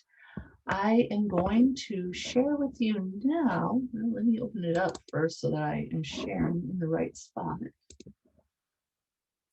Where you as volunteers can find some of these things. And I'm going to be going into, if you are registered, hopefully currently registered in 4-H registration. Can you give me a thumbs up if you've already registered in RegPack, in our 4-H event system, our new, what we use in place of 4-H online? All right, I like that. I'm seeing all these thumbs up. And I know that we have some visitors today from out of state. Sarah Jones, if you would like to have Megan send me your address, I'm going to send you out each a copy of our new orientation guide that helps with ideas for running your clubs. But I want to show you where you can find some of these materials if you haven't already. And also I would like to get some feedback on things that you need on our volunteer pages. So let me share with you right now, heading over to our 4-H website. I hope that you've all had an opportunity to visit this site. And what I'm trying to do is house things that you guys as our volunteers, as our frontline, need to work with. And so if you go to our website and go to the Adults tab here, you can find 4-H volunteers. You can also scroll down below and find a volunteer button down here, which will all take you into this volunteer website. And what this does is it kind of is an introduction. So if you have somebody who isn't already a volunteer, you can steer them to this location and they can learn what we do and the resources, the steps to go into it. So obviously registering into the 4-H enrollment and events, and then we do our background checks. And now you may have heard we are changing how they're doing. As current existing volunteers, this doesn't impact you unless I am currently doing random background screenings. So you may be contacted in the coming months and saying, hey, we just kind of want to double check all of our files. And so please fill out the e-hire form and the state police background check. We are randomly, just for the sake of keeping the youth in our program and you as our volunteers safe. And so you may see that coming up. And then there is the review, the Arkansas 4-H Guidebook. And if you haven't, hopefully, can I see a thumbs up? Have you guys looked at that or had an opportunity to get your handbook? Can I see a reaction? Thumbs up if you've gotten your handbook. A few of you have, most of you haven't. Okay, so I will definitely be mailing this one out to you. So we recently went through and redid the handbook, and I'm gonna share. Let me open it first. New share. Here we go. So we now have for you guys this resource for doing clubs. Can you see the 4-H volunteer guidebook? Kim, can you see that? Oh, okay. Thank you, Betty, for the thumbs up. And so we just recently redid this, and this is going to be a living document so that we can update it as need be. But what this is it focuses on everything that it goes into being a 4-H leader for you guys. And so it'll go through elements of, like we saw in those little project guides, talking about the history, 4-H club organizations, and just basically it's basic training of 4-H for volunteers and parents. I would encourage parents. But the beauty of this is when you get to the very end of the page, the book, what we have tried to provide for you are things that are practical to use in your clubs. So you'll find things like your icebreakers here and games that you can, let me see if I can zoom this. It's not letting me, I'm sorry, folks. It'll give you devotionals. There's things like here for your devotionals, if you still do those in your club, inspirations for your club meeting. It'll have month by month, we try to provide things for community service ideas. So we're entering in February, and if you're thinking, what can we do for a community service project for our youth? Well, you can come up here to community service in February, and it'll provide you at least 7 to 8 different program or activities that you can do as community service. Additionally, you'll find that there are also ideas for club activities. So program ideas. So coming again in February, what can we do in February? I'm hitting a brain pause. And so there's some ideas on things to do as far as programs as well. And then business meeting, topics for business meetings, everything that you might need to help give a little inspiration to your kids. And like I mentioned earlier, also, in addition to that, are all of these wonderful icebreakers and games for your youth to use in the club. So these are it's a one-stop shop for everything that you need to operate your 4-H club. And so those are absolutely wonderful. And I'm sorry, I lost you. Oh, our kids, Catherine and everybody, we would love to share. So reach out to me in my email, and we can set up our pollinator ambassadors to come do a program virtually or anything. Okay, and Casey adding interesting to do some newer ways of cooking, air fryers and Instapots. That is a phenomenal idea that needs to be explored. I know we have curriculums on microwave cooking, but these new, I know I love exploring my Instapot. So let me go back again to our website here just to walk you through it before our lunch break. So you'll find those, and then there's 3 trainings. So this download Arkansas Guidebook counts as one of our trainings, mandated reporter, which we do, and then our risk management, youth protection, which we used to call chaperone training. And then it'll talk over your extension's responsibility to you and what your responsibilities are. And then we're trying to get things up here on what our types of leaders are and resources for you. I want to encourage you guys all that it'll be opening up soon for applying for the 4-H Alumni Association gives out money for clubs. It's kind of an award. So let's go to club resources. And this is where I want to house things that you guys want. But I don't know what your needs are in the county, because here I am in Monticello, and you guys are out on the front line. I know what our needs in Southeast Arkansas might be, but those vary tremendously.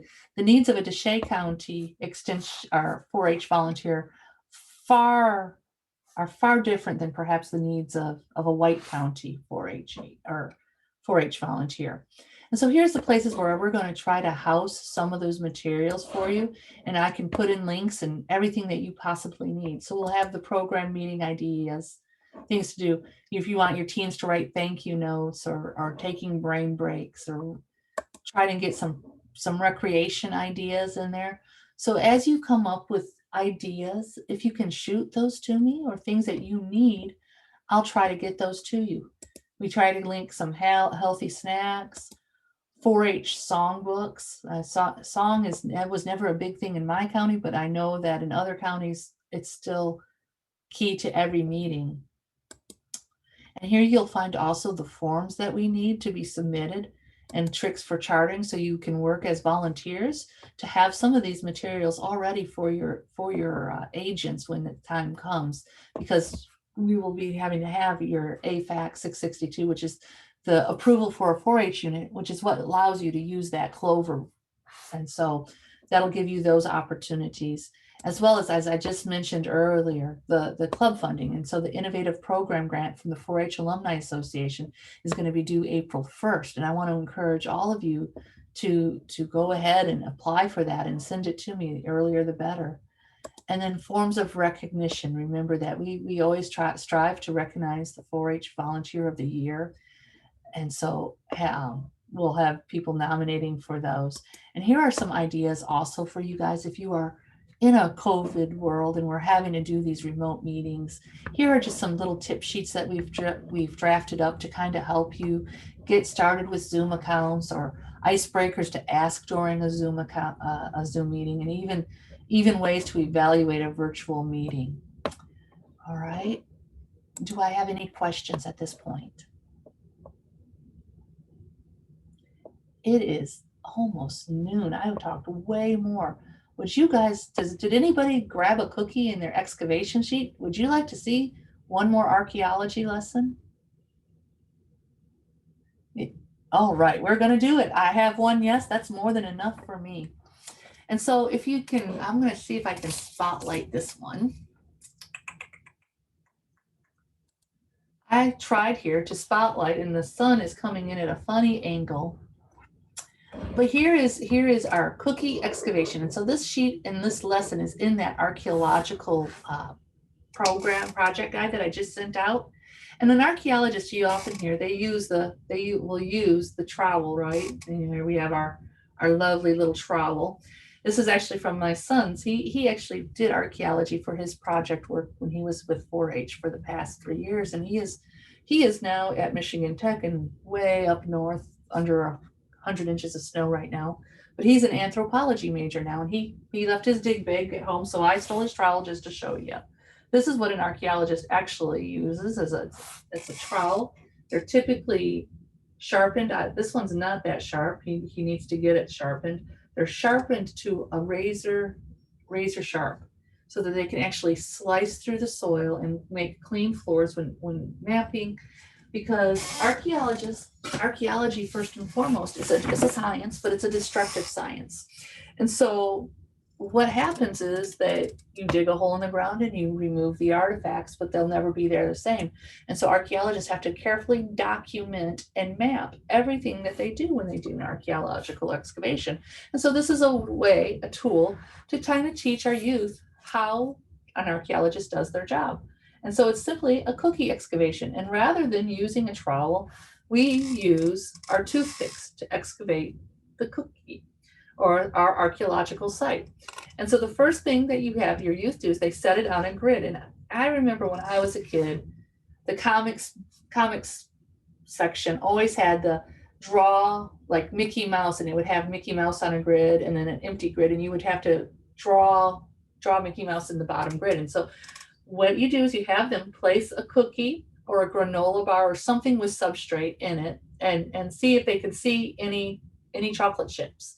And so they're going to draw to their best of their ability using that map. We're going to draw out our cookie. And we see it goes right below 2. So we're going to draw down along. It's fun using homemade cookies because they are never a perfect circle. And so you can have some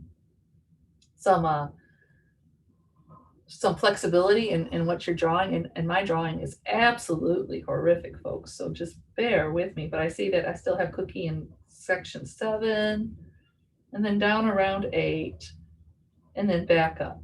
And so we have the rough outline of a cookie. Then the first thing you have the youth do is you look and say, hey, do you see any chocolate chips? And I don't see, there might be one right in here, but I really don't see any chocolate chips. Archaeologists also, one of the things they do is they would map out color differences. And so they might map out that this is a little darker brown because I forgot to take this cookie out of the oven and the beeper was going off, but I was doing a needle point at the time. So I didn't jump up, but then you can also see that it's a lighter color in here. And so what archaeologists do when they're dealing with that is they have to speculate, why are there things different colors? And so they would map those colors. Now, since I don't have any cookies, an archaeologist also just doesn't go and dig a hole deep. They scrape away surfaces very slowly. And so again, I'm hoping you are seeing my cookie. You would take your trowels and you slowly work your way down through the cookie. And if there's an artifact, that will be our chocolate chips. But the rest of this stuff, the cookie crumbs that we're excavating off, in archaeology, that would be the soil that were taken away from the artifacts. We call that back dirt. And so what we have the youth do then is they're going to take those crumbs as they scrape them off, and they just slide those over to the back dirt, trying not to move our cookie because we're trying to keep an accurate map of the cookie. All right. So they continue slowly but surely. I know there's got to be, oh, there is an artifact. You see the chocolate? You can see there's a little chocolate chip right there. So what you do then is you have them carefully map out. So that chocolate chip is in grid 6C. So you have them map out that indeed there is one chocolate chip down there. See how that is marked? I marked the location of that chocolate chip on the map below. Then you can have them slowly, meticulously, and very carefully lift that chocolate chip or our artifact and put our artifact in the artifact pile, because we keep our back dirt away from our artifacts, because the soil might not tell us much, but those artifacts, we're trying to see what their relationship to each other is, if they're next to other chocolate chips. And then with archaeology, we're looking at the relationship if they're near other types of artifacts. So if you found an antler bone next to a cooking pot, what might that tell you? It could tell you what maybe the Native Americans were eating. We have found another artifact. See that? There's one right there. And so that artifact you'd have the youth map is at G6. And so they come down here and it's kind of like playing Battleship, G6. We have another artifact. And you continue with the youth, and the kids love doing this one. We've had kids up in Baxter County doing this with their old, I had an artifact just turn over. We'll put that artifact back down, take the substrate off. And that's in G4. So we found another artifact there, so we'll mark it off. But we've had youth up in Baxter County participating in this in person for a small event where they could spread out. And then we've had youth in New Jersey do this virtually with me. And it was just an absolute hit that you have these kids together excavating their cookies. And the best part about this particular lesson in archaeology is that you can eat it afterwards. We highly discourage eating the artifacts when you're doing archaeology in the field. But this one you can, and since it is noon, we all know that's really what I want to do at this point. So folks, I'm going to remove my spotlight. All right. I am going to view you all so I can see you. I wanted to thank you for this morning. We are going to reconvene at 1 o'clock. Take an hour for lunch, rest your voices, or get your voices on. Kim Harrison is going to share with us a little bit more about BCOS and some other virtual opportunities, and we'll kind of share some ideas. I want to hear from you after lunch about some things that you need too, so that I have, as I mentioned earlier, our fourth Thursdays that are coming up. I'd love to get some ideas for you for what we're going to host, okay? So come back eager to share. Enjoy your lunch. I'm going to pause the recording.